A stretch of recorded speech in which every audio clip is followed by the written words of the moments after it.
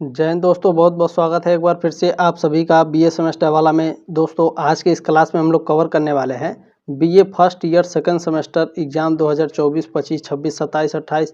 जब भी आप इस क्लास को देखेंगे आपके लिए हेल्पफुल होगी, क्योंकि आज की क्लास बहुत ही शानदार है। ठीक है, बीए सेकंड सेमेस्टर सोशोलॉजी यानी समाज शास्त्र के क्लास हम लोग कवर करने वाले हैं। आपके पेपर का नाम रहेगा भैया society in India, structure, organisation and change. ठीक है, मॉडल पेपर 3 है। और भी मैंने मॉडल पेपर दिए हैं। तो मॉडल पेपर कहाँ है सर?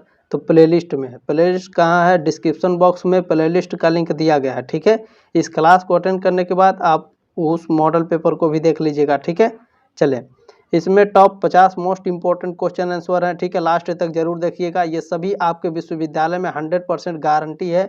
ठीक है, ये सभी प्रश्न आपके एग्जाम में आएंगे। ठीक है, ध्यान रखिएगा। आप देखिए, आप भारत के किसी भी यूनिवर्सिटी से हो, किसी भी राज्य से हो, ठीक है, आप इस क्लास को अटेंड कर सकते हैं यदि आपका जो पेपर का नाम है सेम रहना चाहिए। आपके एडमिट कार्ड पर लिखा रहेगा। ठीक है, एडमिट कार्ड पर society in India, structure, organisation and change. ठीक है, ये पेपर का नाम है। चले पहला प्रश्न देखते हैं आपको क्या पूछा गया है इसमें। देखिए पहला प्रश्न आपका पूछा गया है, हिंदू उत्तराधिकार अधिनियम किस सन में पारित हुआ? तो यह पारित हुआ था 1956 में। ठीक है, चले इसमें कुछ की पॉइंट्स है, मैं की पॉइंट्स बता रहा हूँ, बिल्कुल ध्यान से देखिएगा। ठीक है, देखिए इस अधिनियम में साल 2005 में संशोधन किया गया था। ठीक है, चले किस अधिनियम में भैया? देखिए जो हिंदू उत्तराधिकार अधिनियम है, ठीक है, 1956 में यह पारित हुआ था। इसमें आपसे प्रश्न पूछता है हिंदू उत्तराधिकारी अधिनियम में संशोधन कब हुआ था?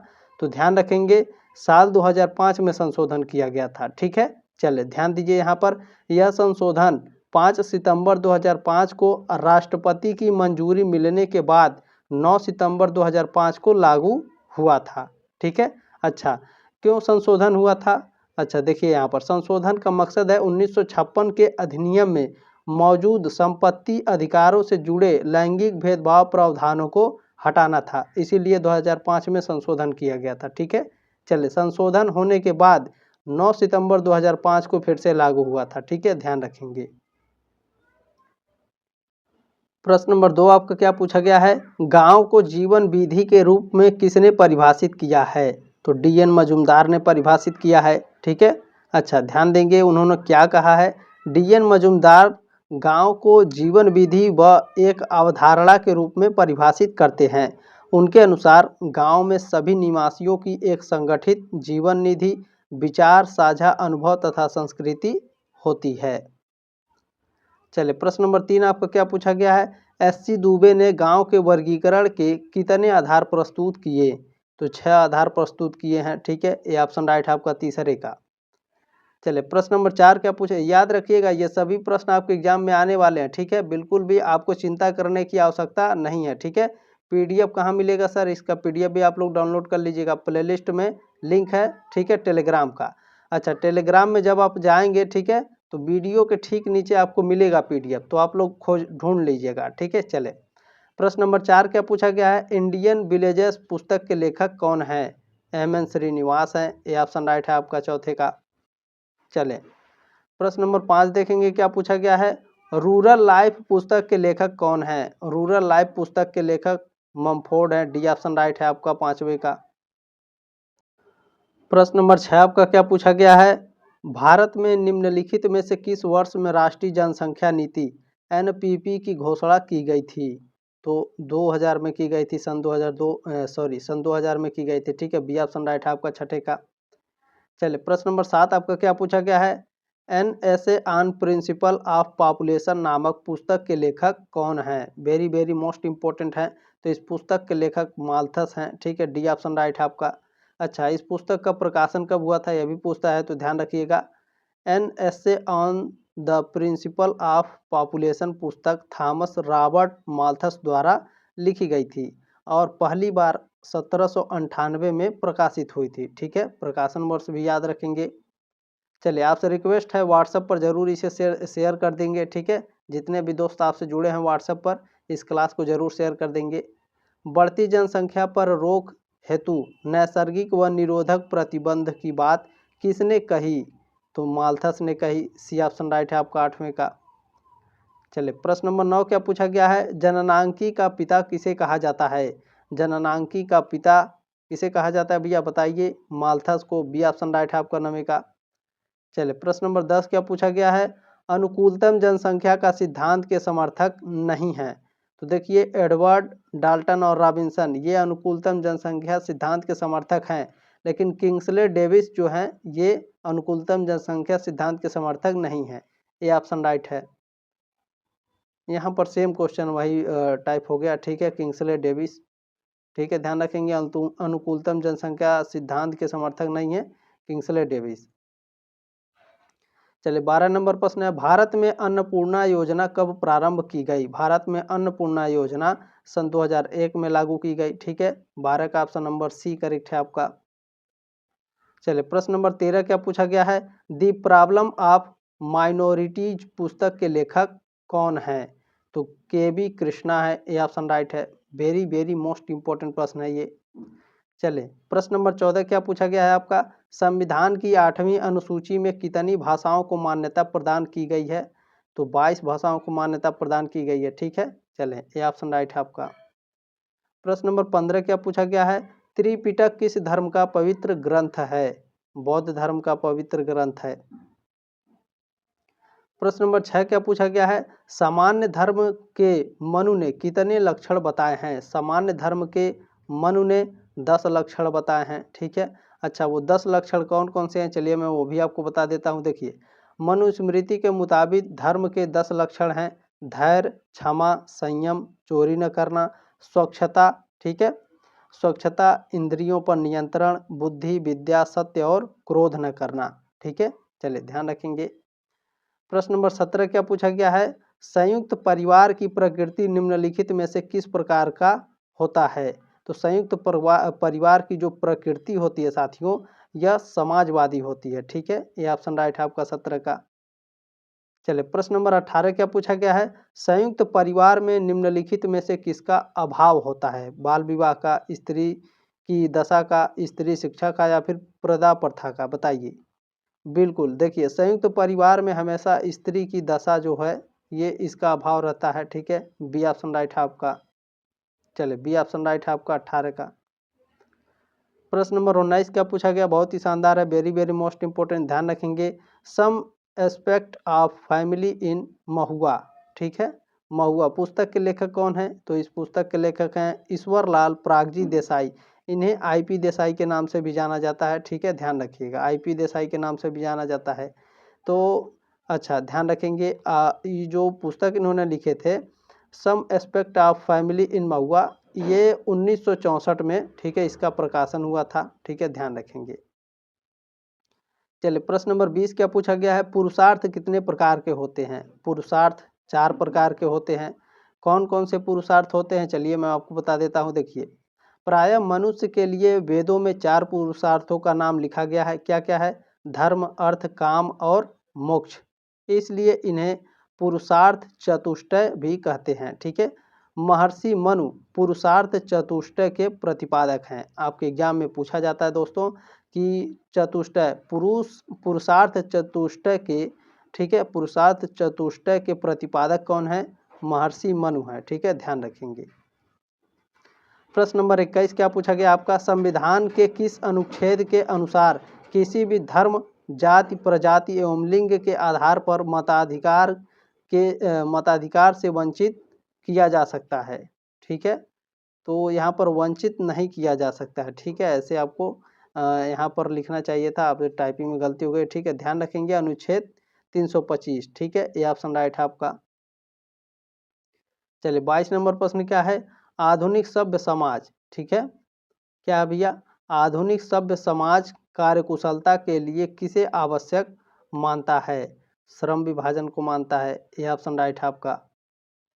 चलिए प्रश्न नंबर 23 क्या पूछा गया है, मूक नायक क्या है। तो मूक नायक एक पत्रिका थी। ठीक है, और यह प्रकाशित जो पत्रिका थी ये मूक नायक, इसका प्रकाशन डॉक्टर भीमराव अंबेडकर ने किया था। कब किया था, 1920 में। ठीक है, चलिए ध्यान रखेंगे। प्रश्न नंबर 24 क्या पूछा गया है, पश्चिमीकरण की अवधारणा संबंधित है। किससे संबंधित है, श्रीनिवास से। यह ऑप्शन राइट है आपका। प्रश्न नंबर 25 क्या पूछा गया है, आर्य समाज के संस्थापक हैं। आर्य समाज के संस्थापक कौन है? स्वामी दयानंद सरस्वती। आर्य समाज की स्थापना कब हुई थी? 1875 में। चलिए प्रश्न नंबर 26 देखेंगे हमारा क्या पूछा गया है। प्रश्न नंबर 26 पूछा गया है, ब्रह्म समाज की स्थापना किसने की थी? ब्रह्म समाज की स्थापना राजा राम मोहन राय ने की थी। कब करी थी? 1828 में।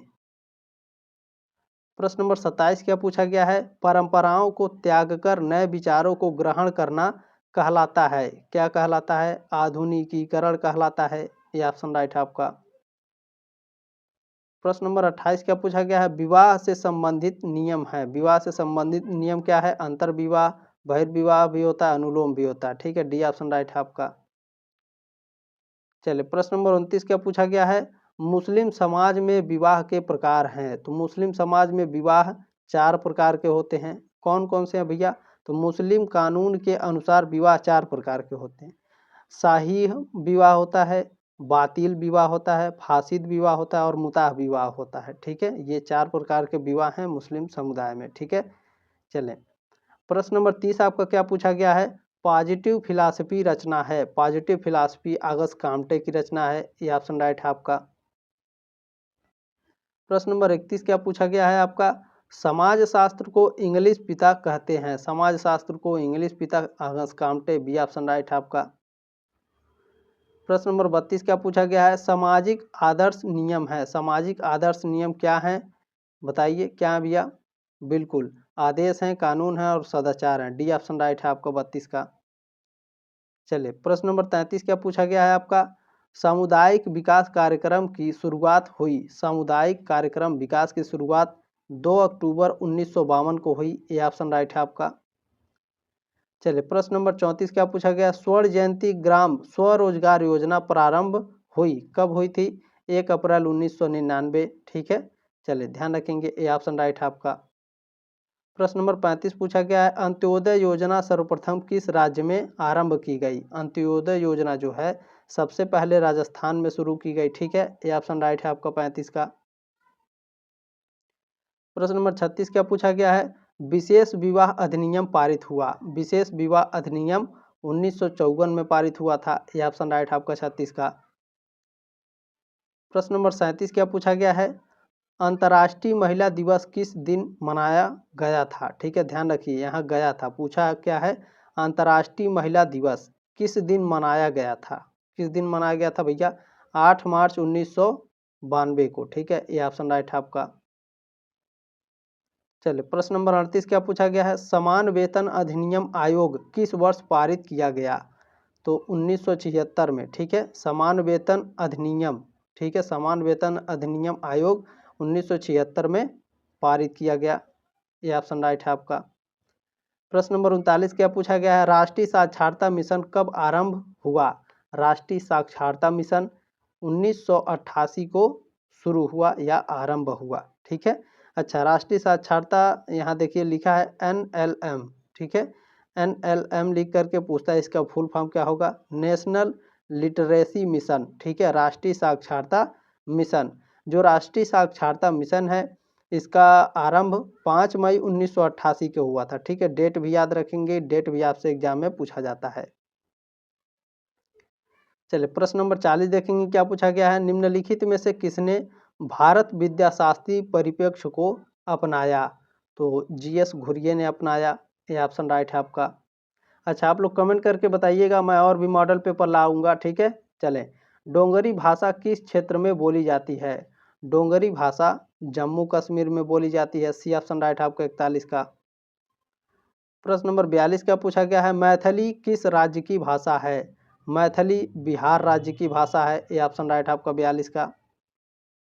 प्रश्न नंबर 43 क्या पूछा गया है, जाति शब्द की उत्पत्ति संस्कृत भाषा की जन धातु से हुई है जिसका शाब्दिक अर्थ है क्या है? जन्म।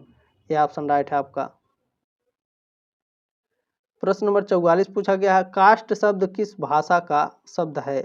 कास्ट जो है दोस्तों, कास्ट शब्द किस भाषा का शब्द है? पुर्तगाली भाषा का शब्द है। बी ऑप्शन राइट है। चलिए प्रश्न नंबर आपका 45 पूछा गया है, कास्ट शब्द का कास्ट का शाब्दिक अर्थ है प्रजाति, नस्ल या जन्म, तो ये सभी हो जाएंगे। ठीक है, डी ऑप्शन राइट है आपका 45 का। चलिए प्रश्न नंबर 46 क्या पूछा गया है, भारतीय साहित्य में जाति शब्द का प्रयोग मिलता है, बताइए किस में मिलता है, उत्तर वैदिक काल में मिलता है, वैदिक काल में मिलता है, पूर्व वैदिक काल में या मध्य काल में, बताइए। भारतीय साहित्य में जाति शब्द का प्रयोग मिलता है, किस में मिलता है, उत्तर वैदिक कालीन साहित्य में। ठीक है, ये ऑप्शन राइट है आपका। चलिए प्रश्न नंबर 47 क्या पूछा गया है आपका भैया, प्राचीन काल में भारतीय समाज में सामाजिक स्तरीकरण रूप में कौन सी व्यवस्था थी, तो उस समय वर्ण व्यवस्था थी, बी ऑप्शन राइट है आपका। प्रश्न नंबर 48 क्या पूछा गया है, संविधान की किस अनुसूची में क्षेत्रीय भाषाओं का उल्लेख किया गया है, तो 8वीं अनुसूची में। ठीक है, संविधान के 8वीं अनुसूची में क्षेत्रीय भाषाओं का उल्लेख किया गया है। ठीक है, ध्यान रखिएगा, बहुत ही ये सारे वेरी वेरी मोस्ट इंपॉर्टेंट प्रश्न है, देखिएगा इसमें से बहुत सारे प्रश्न आपके एग्जाम में आने वाले हैं। प्रश्न नंबर 49 क्या पूछा गया है, जनजातियों को भारतीय समाज में आत्मसात करने का सुझाव किसका है, ए आर देसाई का है, ए ऑप्शन राइट है आपका। चले प्रश्न नंबर 50 क्या पूछा गया है, काका कालेलकर आयोग ने पिछड़ा वर्ग के निर्धारण में आधार माना, व्यक्ति को आधार माना, परिवार को आधार माना, जाति को आधार माना या व्यवसाय को आधार माना, तो काका कालेलकर आयोग ने पिछड़ा वर्ग के निर्धारण में जो आधार माना था वह जाति को आधार माना था। ठीक है, सी ऑप्शन राइट है आपको 50 का। चलिए काका कालेलकर के बारे में मैं कुछ आपको बता रहा हूँ, ध्यान पूर्वक सुनिएगा। देखिए काका कालेलकर आयोग, जिसे प्रथम पिछड़ा वर्ग आयोग भी कहा जाता है, भारत में सामाजिक और आर्थिक पिछड़े वर्गों की स्थिति का अध्ययन करने और उनके सिफारिशों के उद्देश्य से 1953 में स्थापित किया गया था। ठीक है, आपके एग्जाम में पूछा जाता है काका कालेलकर आयोग की स्थापना कब हुई थी, 1953 में। इसके जो अध्यक्ष थे या फिर इसके जो संस्थापक थे वो कौन थे, काका कालेलकर साहब थे। ठीक है, काका कालेलकर साहब की अध्यक्षता में गठित किया गया था काका कालेलकर आयोग। ठीक है, उम्मीद है साथियों आपको जानकारी अच्छी लगी होगी, प्लीज़ इसे आगे जरूर शेयर करेंगे। ठीक है, जल्दी मिलते हैं आपके नेक्स्ट मॉडल पेपर में, तब तक के लिए जय हिंद, वंदे मातरम।